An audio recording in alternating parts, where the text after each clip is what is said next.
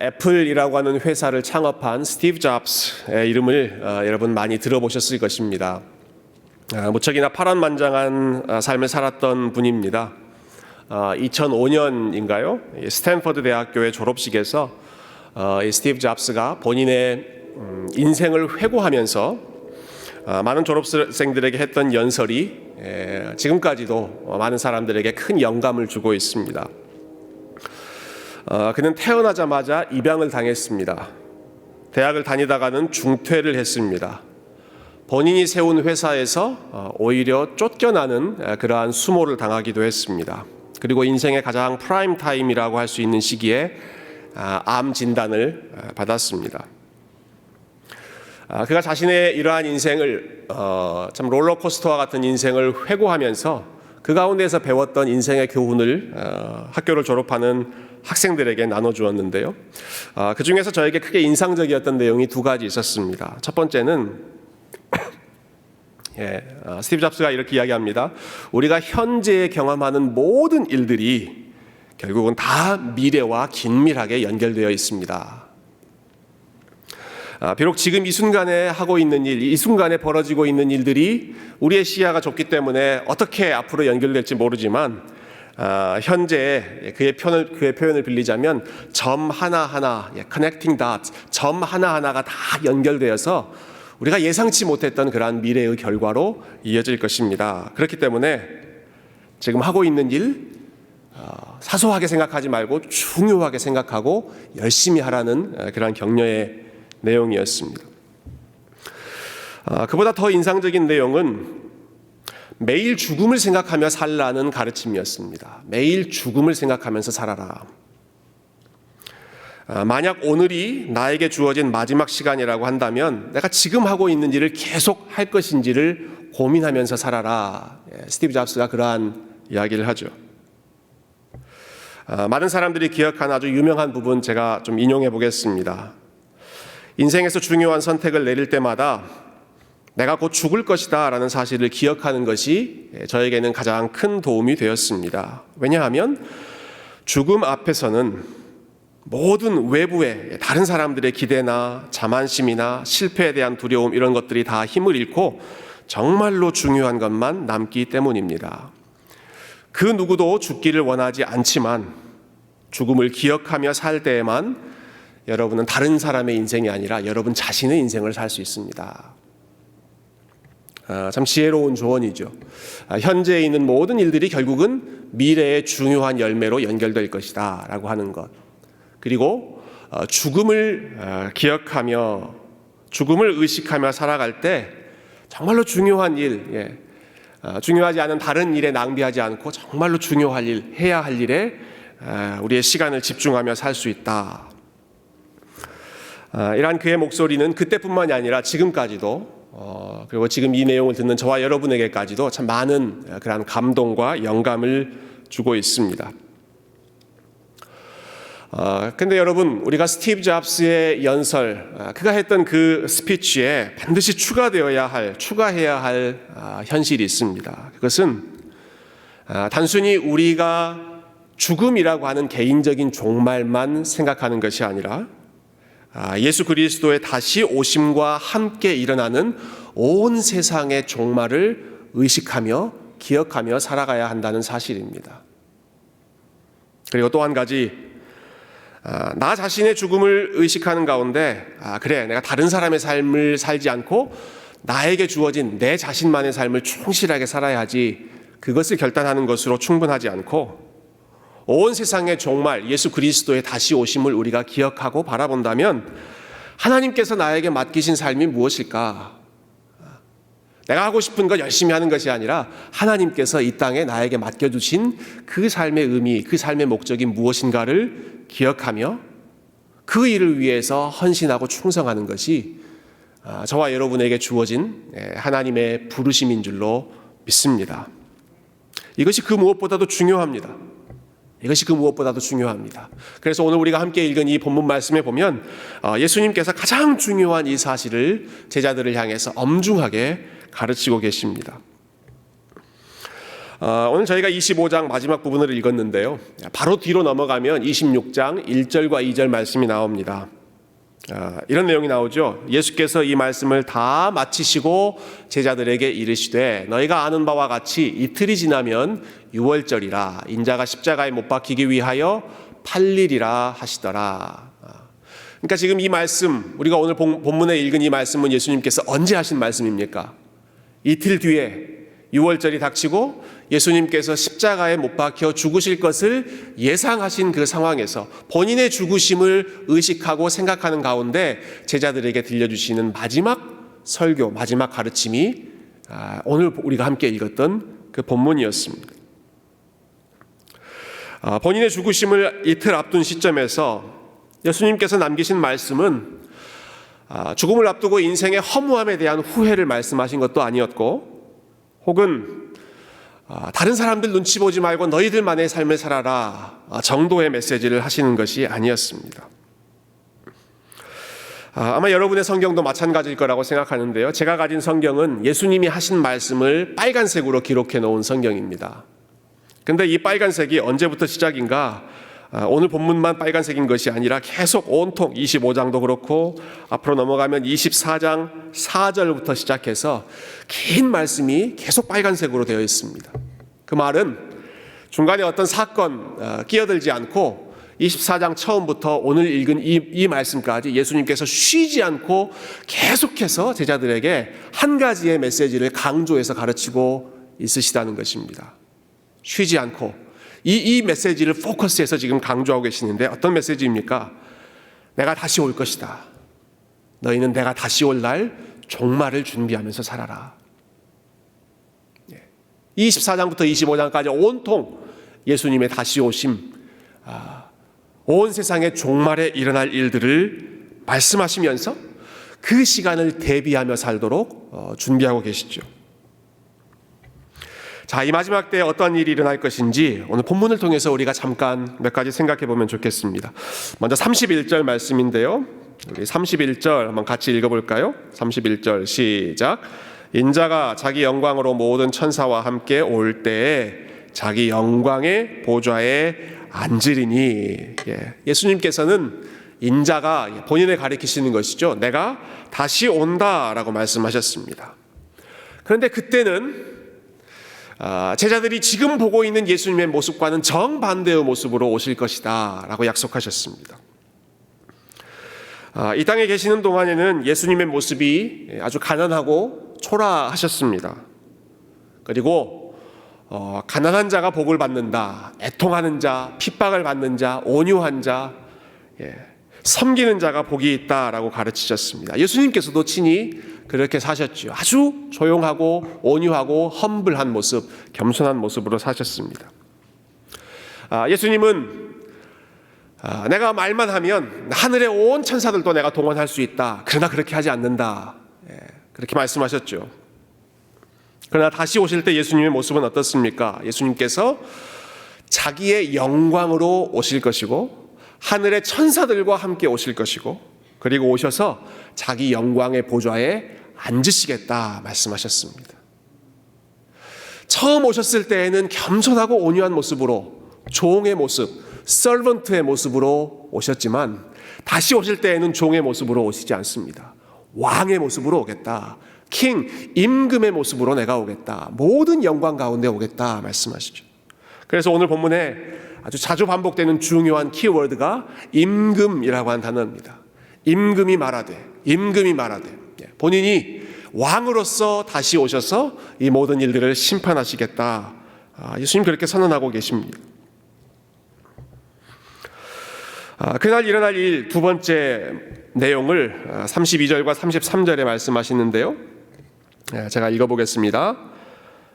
모든 민족을 그 앞에 모으고 각각 구분하기를 목자가 양과 염소를 구분하는 것 같이 하여 양은 그 오른편에 염소는 왼편에 두리라.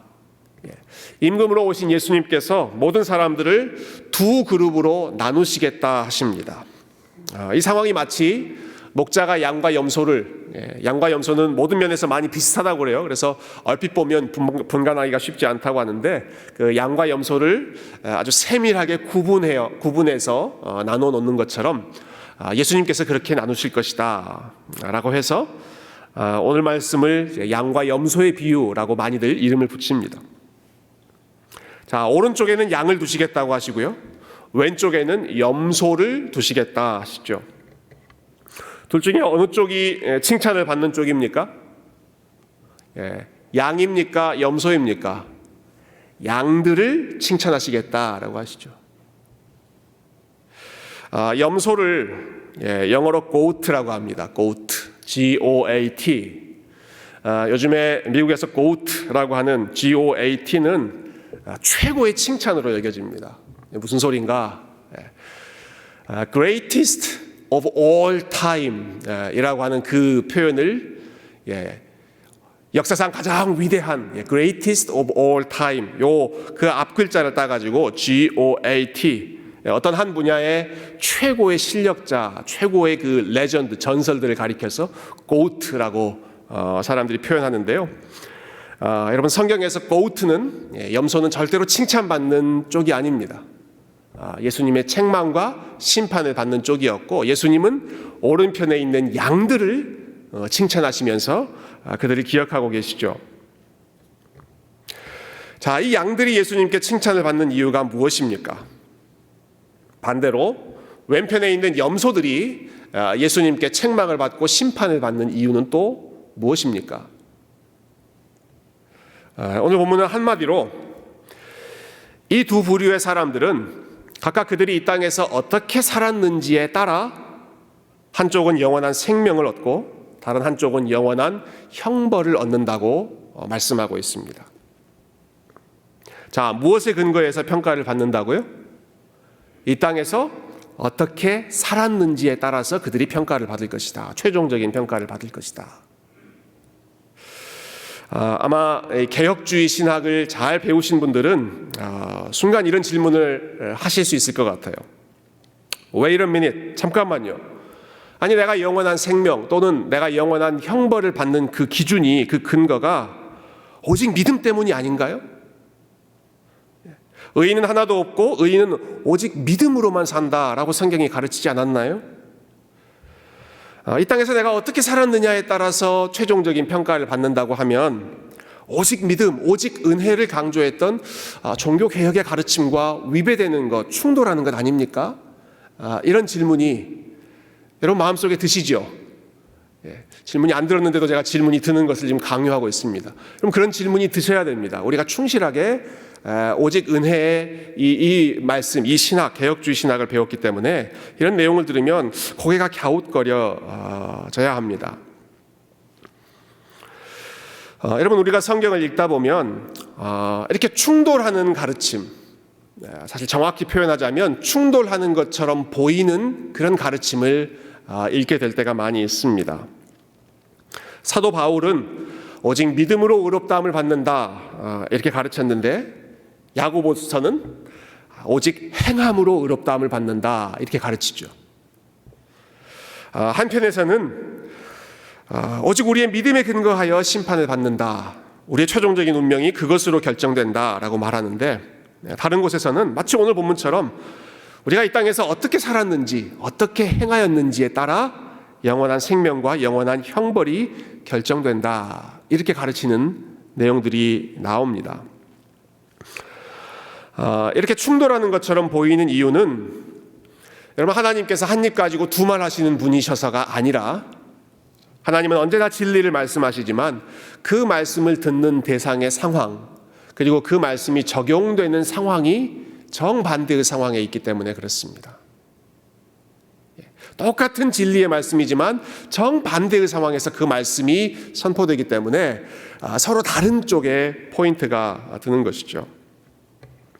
제가 한 가지 예를 들어보겠습니다. 여러분, 어떤 집에 참 사랑하는 자녀가 있는데 이 자녀가 좀 많이 게으릅니다.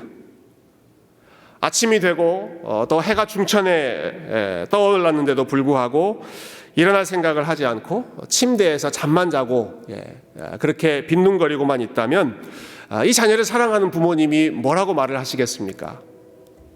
얘야, 잠 좀 그만 자고 좀 일어나서 학교를 가든지 일을 하든지 좀 해라.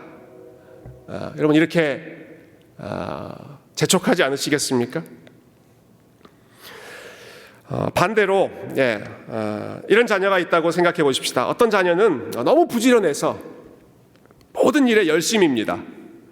그래서 밤이 깊고 이미 잘 시간이 한참 지났는데도 불구하고 계속해서 책만 보고 있고 계속 공부만 하고 있는 그런 자녀가 있다면 여러분 그 자녀를 위해서는 뭐라고 말씀하시겠습니까? 그런 경험이 없어서 없죠. 저희 집도 없습니다. 제발 그런 말을 한번 해보면 좋겠는데 그런 경험이 도저히 없어서 상상이 안 됩니다 라는 표정이십니다만 가정하고 그런 상황이 있다고 가정한다면 부모님들이 뭐라고 하시겠습니까? 얘야 몸 상한다. 빨리 좀 자라. 책 덮고 빨리 가서 좀 자라 라고 얘기하지 않으시겠어요? 일어날 때가 됐는데도 일어나지 않는 아이라면 제발 좀 일어나서 학교를 가라, 공부를 해라 라고 재촉하겠지만 너무 열심히 뭔가에 집중하고 있는 아이라면 몸 좀 생각해라, 제발 좀 그만하고 자라 이렇게 권면하시겠죠. 자녀를 사랑하는 마음, 자녀가 잘 되기를 바라는 마음은 똑같지만 그러나 자녀의 태도, 자녀의 상황이 다르기 때문에 정반대의 메시지를 말하는 것처럼 보이는 것입니다. 하나님께서 우리에게 말씀하실 때 마찬가지입니다. 우리를 사랑하셔서 동일한 진리를 말씀하시지만 우리의 상황이 다르기 때문에 반대의 말씀을 우선적으로 하실 때가 있는 것이죠. 그렇지만 여러분 믿음과 행함 그리고 믿음과 순종이라고 하는 것은 동전의 양면과 같은 동일한 진리이지만 서로 반대쪽에 있는 동전의 양면과 같은 그러한 관계에 있습니다. 제가 오늘 말씀을 준비하면서 이 둘 사이의 관계를 참 잘 보여주는 그런 말씀을 배우게 됐습니다. 요한복음 3장 36절 말씀이더라고요. 저와 여러분이 이 말씀을 오늘 꼭 기억했으면 좋겠는데요. 우리 앞에 있는 3장 36절 말씀 한번 같이 읽어보실까요? 시작. 아들을 믿는 자에게는 영생이 있고 아들에게 순종하지 아니하는 자는 영생을 보지 못하고 도리어 하나님의 진노가 그 위에 머물러 있느니라. 아멘. 여러분 이 말씀 꼭 기억하십시오. 누구에게 영생이 있다라고 약속하셨습니까? 아들을 믿는 자에게는 영생이 있고 누구에게는 영생이 없다라고 하셨습니까? 아들에게 순종하지 아니하는 자에게는 영생을 보지 못한다 하셨습니다. 여러분 아들을 믿는 자에게는 영생이 있고 라고 했으면 자연스럽게 그 다음에 나오는 예상되는 말은 아들을 믿지 아니하는 자에게는 영생을 보지 못할 것이다 라는 말이 이어져야 자연스럽죠. 그런데 사도 요한이 성령의 감동을 받고 그 누구보다 믿음을 강조했던 사도 요한이 아들을 믿는 자에게는 영생이 있고 아들에게 순종하지 아니하는 자, 아들의 뜻대로 살지 않는 자에게는 영생을 보지 못한다. 우리 생각에는 두 가지 반대되는 것처럼 보이는 것을 요한은 반대로 이야기하지 않았습니다. 아들을 믿는 것이 순종하는 것이고 순종하는 것은 결국 아들을 믿기 때문에 나오는 행동이기 때문에 두 가지를 분리시키지 않고 두 가지를 하나로 묶어서 말씀하고 있는 것이죠. 그렇지만 인간의 마음, 죄인들의 마음이 한쪽으로 치우쳐 있을 때가 참 많이 있습니다. 그래서 어떤 사람은 내가 열심히 선하게 살면 구원을 받을 수 있다라고 생각하거나 내가 이만큼 착하게 선하게 살았으니까 나는 구원받을 자격이 있다 이렇게 생각하는 사람들이 있기 때문에 그들을 향해서는 No way, 의인은 없나니 하나도 없고 오직 은혜로만 오직 믿음으로만 우리가 하나님 앞에서 의롭다함 받을 수 있습니다. 은혜의 복음을 선포하는 것입니다. 그러나 반대로 믿음이 있다고 하면서도 믿음을 이야기하면서도 전혀 삶의 열매가 없는 사람들을 향해서는 순종하지 않는 사람에게는 영생이 없습니다.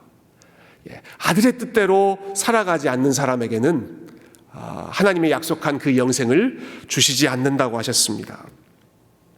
이 땅에서 어떻게 살았는지 순종했는지에 따라 하나님께서 평가하실 것입니다. 이런 엄중한 경고의 말씀을 함께 가르치시는 것이죠. 특히 지금 예수님께서 이 말씀을 하시는 마태복음의 상황을 우리가 기억해 보면 좋겠습니다. 여러분, 예수님께서 지금 이 말씀하실 때 오랜 시간 동안 여러 차례에 걸쳐서 종교 지도자들과 수차례 논쟁을 하신 직후였습니다. 지금 이 말씀 24장, 25장도 바로 앞에 성전에서 22장, 23장 성전에서 종교 지도자들과 계속 논쟁을 하셨습니다. 그렇게 그들과 논쟁하실 때 예수님 이렇게 말씀하셨죠. 이 백성이 입술로는 나를 공경하지만 마음으로는 나를 공경하지 않는다. 삶으로는 나를 공경하지 않는다. 또 바리새인들의 위선을 지적하시면서 입으로 주여 주여 하는 자마다 천국에 들어갈 것이 아니요 내 아버지의 뜻대로 행하는 자가 천국에 들어갈 것이다. 그렇게 말씀하시기까지 했죠. 즉 마태복음에서 예수님께서 아주 강조하시고 경고하셨던 것은 종교 지도자들과 또 자칭 선택받은 자들이라고 생각했던 유대인들의 위선, 말로는 참 많은 것을 이야기하지만 삶으로는 전혀 하나님을 공경하지 않는 그들의 이중적인 모습을 예수님께서 여러 차례 지적하셨고 오늘 본문에서도 지금 그 사실을 강조하고 계시는 것입니다. 한 가지 더 기억한다면 특히 지금 이 말씀을 듣고 있는 사람들이 누구인가를 여러분 기억하시면 좋겠습니다. 이 말씀을 듣고 있는 사람들은 지금 감람산에서 예수님 앞에 모여서 무릎 꿇고 가르침을 받고 있는 제자들입니다. 제자들을 향해서 지금 예수님께서 이 말씀 재림에 대한 가르침을 주고 계시거든요. 제자들은 이미 은혜를 입은 사람들입니다. 예수님께서 본인의 은혜로 제자 삼아주신 사람들, 예수님과 함께 동행하고 있는 사람들, 그들을 향해서 그들의 마음을 일깨우게 하시기 위해서 이 땅에서 그리스도의 제자로 어떻게 사는지 그것을 하나님께서 기억하시고 하나님께서 평가하실 것이다. 여러분, 그렇기 때문에 이 말씀은 절대로 우리가 믿음이냐 행함이냐 둘 중에 하나를 지금 선택해야 하는 그런 상황이 아니라 이미 하나님의 은혜를 받은 자들, 그리스도의 제자로 부름받은 자들이 믿음에 합당한 삶을 어떠한 열매로 나타내 보여야 할 것인가. 바리새인들과 달리, 입만 살아있는 그러한 사람들과 달리 그리스도를 충성스럽게 따라가는 사람이라고 한다면 어떠한 믿음의 열매, 어떠한 순종의 열매로 우리 하나님께 영광 돌려야 할 것인가. 이 부분을 가르치고 계시는 것이죠. 믿음에 합당한 열매를 삶으로 풍성하게 맺어라. 열매로 너의 삶을 알 것이다. 이것을 격려하시는 말씀이라는 점 여러분 기억하시면 좋겠습니다. 자, 그렇다면 마지막으로 이 부분을 생각해 보십시다. 예수님께서 기억하시고 예수님께서 평가하신다고 하시는 그 믿음의 열매는 무엇인가? 순종의 열매는 도대체 무엇을 주님께서 평가하시겠다고 하시는가? 오늘 본문은 참 긴 내용, 여러 가지 본문의 그 내용이 깁니다마는 포인트는 사실 한 가지죠. 여러 가지 상황을 예수님께서 상정하셔서 이런 상황 저런 상황 말씀하셨지만 포인트는 한 가지입니다. 그것은 작은 사람들에게 베푼 사랑의 섬김을 내가 기억할 것이다. 오른편에 있는 양들에게 말씀하시죠. 너희는 내가 배고플 때 나에게 먹을 것을 주었고 내가 목마를 때 나에게 마실 것을 주었고 내가 헐벗었을 때 나에게 옷을 주었고 내가 병들었을 때 옥에 갇혔을 때 나를 돌보아 주었다. 이 말을 듣는 사람들이 깜짝 놀랍니다. 아니 주님, 우린 주님을 본 적도 없는데 내가 언제 주님을 먹여드리고 입혀드리고 주님을 돌봐드렸다고 말씀하십니까? 아니다. 너희가 여기 내 형제 중에 지극히 작은 자 하나에게 한 것이 곧 내게 한 것이다. 예수님께서 고통받는 자들과 연약한 자들과 소외된 자들과 그분 자신을 동일시하시는 것입니다. 그들의 아픔이 예수님의 아픔이었고, 그래서 그들에게 베풀어 주신 따뜻한 친절과 사랑과 섬김이 결국은 예수님에게 베풀어 준 사랑과 섬김과 친절이었던 것이죠. 참 인상적인 부분입니다. 여러분, 예수님께서 기억하시는, 칭찬하시는 삶의 열매가요, 절대로 거창한 것이 아니었습니다. 일평생을 풀타임 사역자로 헌신하는 그러한 일이라거나, 아니면 오지에 해외 선교사로 가서 평생을 살아가는 것이나, 아니면 큰 교회들을 여러 차례 세워가는 그러한 모든 사람들이 기억할 만한 그러한 업적을 남기는 것이 아니었습니다. 그러한 일들이 중요하지 않다는 말이 아니죠. 그렇게 평생을 다해서 풀타임으로 헌신하는 것 너무너무 중요한 일이지만, 오늘 본문에서 예수님께서 제자들을 향해 내가 기억하는 것, 내가 칭찬하는 것이 무엇인가? 여러분, 예수님께서 내가 이러이러한 것을 칭찬하시겠다라고 말씀하신 내용들은 아주 작은 자들에게 베푼 친절과 섬김이었습니다. 여러분, 이 칭찬을 받는 사람들이 지금 어떤 반응을 보이고 있는지 굉장히 흥미롭지 않습니까? 여러분, 이 사람들이 이렇게 반응합니다. 예수님, 제가 언제요? 예수님, 제가 언제 주님을 섬겼습니까? 이 말은 본인들도 기억을 못하고 있는 것입니다. 정작 그러한 선을 행하고 섬김을 행했던 본인들도 기억을 하지 못할 정도로 아주 일상적이고 아주 사소한 섬김, 작은 친절을 베풀었던 것을, 그런데 예수님은 그것을 작은 것으로 보지 않고 큰 것으로, 그것이 나에게 한 것이다 라고 말하는 것이죠. 많은 사람들이 기억해주고 많은 사람들이 인정해주는 대단한 업적이 아니라, 정작 그 일을 했던 나 자신조차도 기억하지 못할 정도로 그냥 늘상 해왔던 일, 그냥 주님 사랑하는 마음으로 작은 사람들에게 늘상 했던 작은 섬김과 순종의 삶을 예수님은 기억하시고 그것이 나에게 한 일이었다 칭찬하시죠. 반대의 경우는 어떻습니까? 여러분, 예수님께서 똑같은 상황들을 말씀하시면서 염소에 해당하는 사람들에게 너희가 나를 영접하지 않았고, 너희가 나를 도와주지 않았고, 너희가 나를 돌보지 않았다 책망하십니다. 이 말을 듣는 사람들도 역시 깜짝 놀라서 대답하죠. 주님, 우리가 언제 주님을 소외시켰습니까? 우리가 언제 주님을 모른 척했습니까? 언제 주님을 돌봐드리지 않았습니까? 여러분, 이 말을 한다는 것은 그 사람들이 스스로 꽤나 우리는 할 만큼 했다, 혹은 나는 열심히 살았다, 나는 잘 살았다 라고 스스로 생각하고 있다는 반증이기도 합니다. 그래서 깜짝 놀라는 것이죠. 우리가 언제 주님을 홀대했습니까? 45절에서 예수님께서 하신 말씀을 우리 마지막으로 한번 읽어보십시다. 25장 45절 같이 한번 읽어보실까요? 시작. 이에 임금이 대답하여 이르시되 내가 진실로 너희에게 이르노니 이 지극히 작은 자 하나에게 하지 아니한 것이 곧 내게 하지 아니한 것이리냐라 하시니리. 여러분, 이 사람들은 지금 왜 책망을 받고 왜 심판을 받고 있습니까? 예수님을 핍박해서 그렇습니까? 예수님을 조롱하고 예수님을 모욕하고 기독교 신앙을 저주하고 그래서 지금 책망을 받고 있습니까? 그렇지 않습니다. 무엇 때문에 책망을 받는가? 지극히 작은 자 하나에게 하지 않은 것 때문에 심판을 받고 있습니다. 지극히 작은 자에게 하지 않은 것 때문에, 해야 할 일을 하지 않은 것을 예수님께서 지적하시는 것입니다. 어떤 흉악한 범죄를 저지르는 것이 아닙니다. 해야 할 일을 하지 않는 게으름의 죄, 태만의 죄를 지적하시는 것이죠. 우리가 죄를 생각할 때 마치 우리가 보상받는 것을 생각할 때 큰 것을 생각하는 것처럼 죄를 생각할 때도 큰 죄를 생각하기가 쉽습니다. 내가 남에게 큰 해를 끼친다거나 혹은 뉴스에 나오거나 감옥에 들어가거나 경찰에 잡히거나 하는 그러한 범죄의 사실을 우리가 죄라고 생각하기 쉽습니다.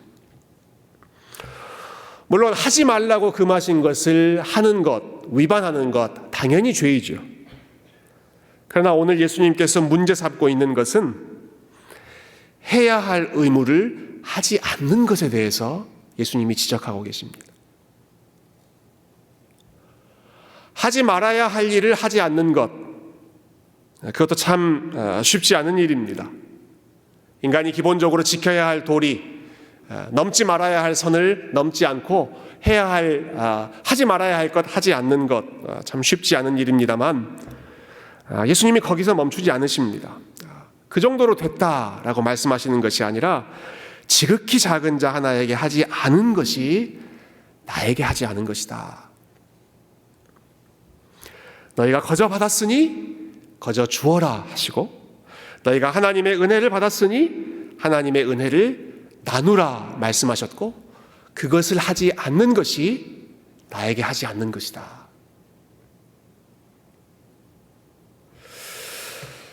여러분, 이 말씀을 통해서 우리가 죄가 무엇인지에 대해서 보다 깊은 이해를 제가 가졌으면 좋겠습니다. 여러분, 하나님께서 우리에게 주신 시간과 물질과 은사와 능력과 이러한 것들을 가지고 사랑을 나누어야 할 사람들에게 나누지 않는 것이 예수님은 죄라고 하십니다. 어려움과 고통 가운데 있는 사람들을 위로하고 공감하고 그들을 도와주지 않는 것, 해야 할 의무를 하지 않는 것이 죄입니다.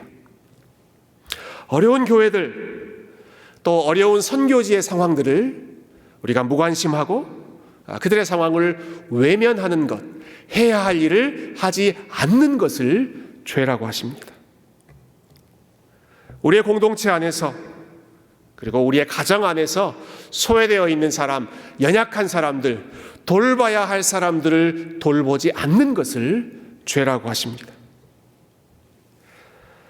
마음과 뜻과 정성을 다해서 내 하나님을 사랑하고 내 이웃을 내 몸과 같이 사랑하라, 이 명령을 우리에게 주셨는데, 하나님을 열심히 사랑해야 할 의무를 다하지 않고 이웃을 열심히 사랑하며 섬겨야 할 그 의무를 다하지 않는 것이 주님께 하지 않는 죄라는 사실입니다. 참 부담스러운 말씀이죠. 우리 마음 가운데 참 무거운 짐을, 부담을 안겨주는 말씀입니다. 특히 각 사람마다 상황도 다르고 우리의 믿음의 분량도 다르기 때문에 내가 섬겨야 할 지극히 작은 자가 누구인가 다양할 것입니다. 그래서 이 시간에 우리가 이 말씀을 생각하면서 우리 성령님께 지혜를 구하고 또 하나님께 은혜를 구했으면 좋겠습니다. 우리의 눈을 열어주셔서 내가 섬겨야 할 작은 자들을 보게 하시고 알게 하시고, 주님, 그리고 저의 마음을 열어주셔서 그 작은 자들을 사랑하고 환영하게 하시고, 그리고 우리의 손과 발을 사용하셔서 그들을 섬기는 도구로 우리의 삶의 모든 것을 사용해 주시기를 이 시간에 우리가 함께 기도했으면 좋겠습니다. 그래서 우리 주님께서 다시 오셔서 저와 여러분의 삶을 평가하실 때 착하고 충성된 종아, 네가 나에게 했던 모든 사랑과 섬김을 내가 잘 받았다. 네가 나에게 했던 모든 사랑과 섬김과 그 아름다운 수고와 헌신을 내가 잘 받았다. 고맙다. 네가 나에게 한 것 내가 다 기억한다. 이렇게 칭찬받는 우리 아틀란타 새교회, 그리고 저와 여러분의 복된 종의 삶이 될 수 있기를 주님의 이름으로 축원드립니다. 함께 기도하겠습니다.